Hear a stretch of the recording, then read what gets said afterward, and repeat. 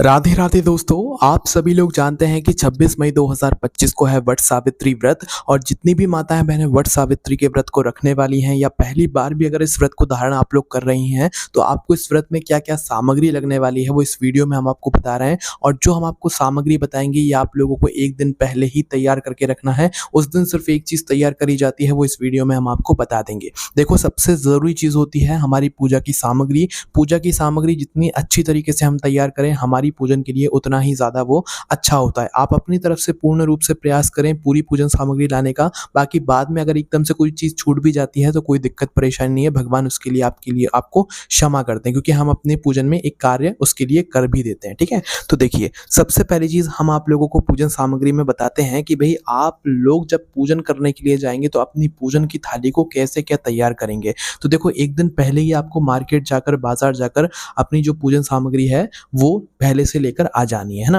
अब देखो, आपकी जो पूजन की थाली होगी, एक बड़ी सी थाली सबसे पहले आपको ले लेना है। उस बड़ी सी पूजन की थाली में सबसे पहले आपको रोली, कुंकू, अक्षत, इसके बाद में हल्दी जो होती है वो आप लोगों को ज़रूर रखना है।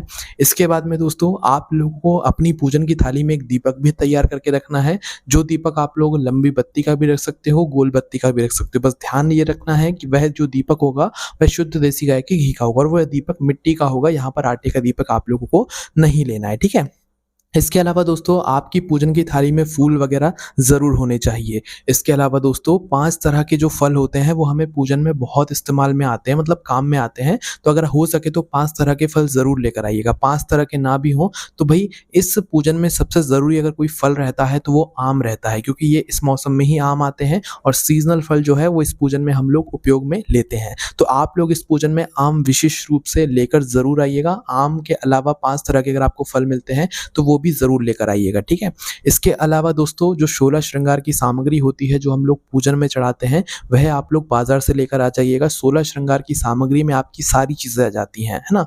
मांग टीका वगैरह, मतलब भगवान के लिए जैसे आप लोग 16 श्रृंगार की सामग्री लेते हैं, वह सारी चीज़ें आप लोगों को 16 श्रृंगार की सामग्री की एक पैकेट वगैरह, पन्नी वगैरह जैसी भी आती है वो आप लोगों को लेकर आ जाना है। ठीक है, और इसे भी अपनी पूजन की थाली में यहाँ पर रख लेना है। इसके अलावा दोस्तों अब आपको लाना पड़ेगा यहाँ पर कलावा। नहीं, कलावा कह लो या तो जो कच्चा सूत होता है वो कह लो। वैसे जो परिक्रमा होती है वो कच्चे सूत से होती है। तो भाई आप लोग जब मार्केट जाओ, बाजार जाओ, तो कच्चा सूत भी अपने साथ में ज़रूर लेकर आना, क्योंकि कच्चे सूत से हम लोग क्या करेंगे कि जब हमारी पूजन हो जाएगी तो उसके बाद में जो हम लोग बरगद के पेड़ की, वट वृक्ष की परिक्रमा करेंगे तो वो कच्चे सूत से ही यहाँ पर करी जाती है ना। तो कच्चा सूत भी आप लोग ज़रूर लेकर आ जाइएगा और इतना बड़ा लेकर आइएगा जितनी आपको परिक्रमा करनी है। वैसे 108 परिक्रमा ज़्यादातर की जाती है, पर अगर आपकी इतनी क्षमता ना हो, 11, 21, 51 भी कर सकते हो। तो जितनी परिक्रमा करो उतना आप लोग कच्चा सूत लेकर आ जाइएगा। ठीक है, इसके अलावा दोस्तों कच्चा सूत आप लोग लेकर आ जाते हैं, तो भाई इसके अलावा आपको एक चीज़ और यहाँ पर लेकर आनी होती है, वो है दोस्तों यहाँ पर काले चने। देखो, काले चने सभी लोगों के घर में नहीं होते, इसलिए हम आपको बता रहे हैं, क्योंकि जब आप परिक्रमा करते हो ना तो आपको अपने हाथ में चिरौंजी, दाना कुछ भी रखना पड़ता है, जिससे कि आपकी जो परिक्रमा है वो सही गिनती से हो जाए। जितनी आप परिक्रमा करते हो उतने दाने आप लोग पहले से गिन कर रखते हो, और जैसे जैसे आपकी परिक्रमा होती जाती है वैसे वैसे आप एक एक दाना जो है छोड़ते जाते हो ना। तो काले जो चने होते हैं वो पूजन में बहुत इस्तेमाल होते हैं और बहुत विशेष भी होते हैं वट सावित्री के व्रत में।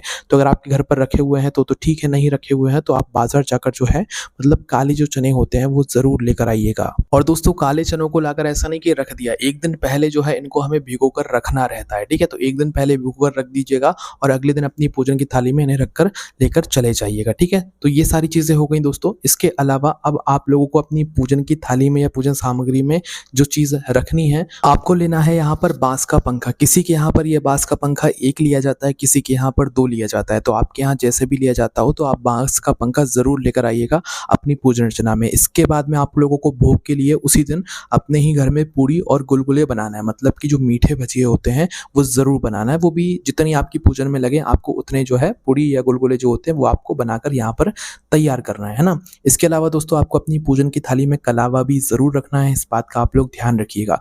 इसके अलावा दोस्तों अगर आप लोग अपने घर में ही रहकर पूजन करने वाले हैं तो आप आप लोग एक दिन पहले ही टहनी जो बरगद के पेड़ की होगी, वट वृक्ष की होगी, वो एक दिन पहले ही लेकर आ जाइएगा। उस दिन टहनी को नहीं तोड़ा जाता है और अगर आप लोग वट वृक्ष के नीचे जाकर पूजन कर रहे हैं तो और अच्छी बात है। और जहाँ पर भी पूजन करें 1 लोटा जल भी आप लोग अपनी पूजन की थाली में ज़रूर रखिएगा, क्योंकि 1 लोटा से ज़्यादा भी आप लोग चाहो तो रख सकते हो, क्योंकि जल हमें पूजन में ज़रूर काम आने वाला है। वो तो जाते से ही जो है हमें वट वृक्ष के आस-पास जो है मतलब सींचना रहता है, तो इसलिए जल तो आप लोगों को ज़रूर रखना ही रखना है ना? इसके अब यहाँ पर दोस्तों आप लोगों को एक चीज़ और विशेष लेनी है, वो है दोस्तों ऐपन, जो कि आप लोग व्रत के दिन ही मतलब सुबह-सुबह तैयार करते हो। पिसे हुए चावल और हल्दी को मिलाकर जो है ऐपन तैयार किया जाता है, जिससे सत्यवान और सावित्री की हम लोग आकृति बनाते हैं, ठीक है? तो ऐपन भी आप लोग ज़रूर तैयार कर लीजिएगा। तो जितनी ये हमने आपको सामग्री बताई है, ये सबसे ज़्यादा ज़रूरी सामग्री है इस व्रत में। इसके अलावा कुछ दान दक्षिणा जो भी है, भई वो भी आप लोग अपने साथ में ज़रूर रखिएगा। जो इस बार व्रत पड़ रहा है वट सावित्री के व्रत का, वो 26 मई के दिन पड़ रहा है, जिस दिन सोमवती अमावस्या भी पड़ रही है, तो बहुत ही विशेष दिन पर इस बार जो है व्रत पड़ रहा है।